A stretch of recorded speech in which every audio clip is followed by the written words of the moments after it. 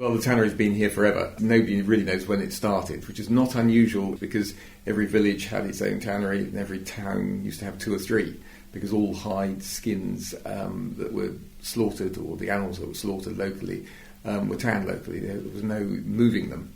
Historically, oak bark was the tannage used in England. Virtually everything was tanned by oak bark here because there was a lot of oak. And that's the way tannages in various countries have started. I mean, in south of France and Italy it was chestnut, but in England it was oak bark. So we buy in the raw hides. They were West Country hides, so they come from mostly from Devon. They would come into us salted to preserve them. And the first process we're going to do is dehair them. And then they're ready, they're what we call a pelt then. They're ready to go to the tan yard. Now we take them down to the tan yard and we'll wash out the lime from the surface. So they've got a clean surface and then they go into the tan yard.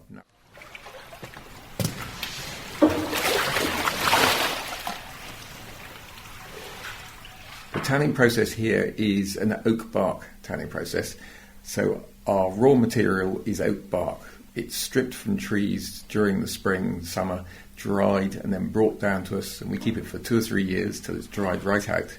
And then we'll grind it down into small pieces about 2 to 3 inches long, and then we soak the tan out of that. Very much like making tea, but we're using cold water. Now when that tan is strong enough, we pump it up to the top of the tan yard.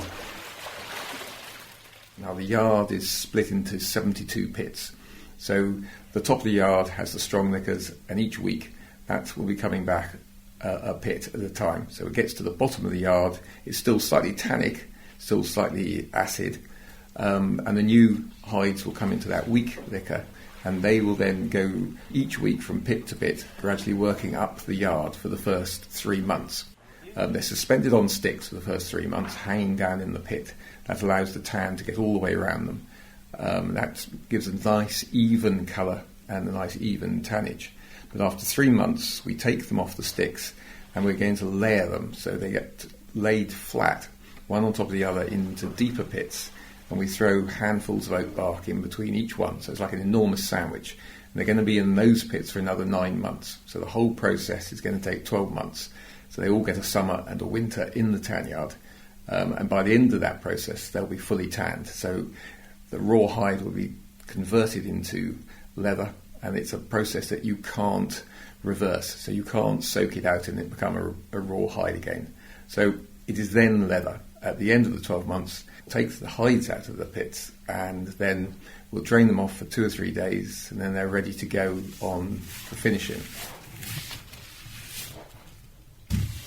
The drawback to oak bark is it's very slow tannage. I mean, it is a 12-month tannage, but it does produce a very strong tensile strength. It's very hard wearing if it's going to be sole leather, and it's light weighing as well. So if you put it on a shoe, you're not waving around on the end of your foot a large sort of lump. The reason we're still using it is because possibly we got left behind, but also there is still a market for it, particularly at the top end. With shoes and increasingly with leather goods, we find the demand for the top end has improved, and we can make our margins.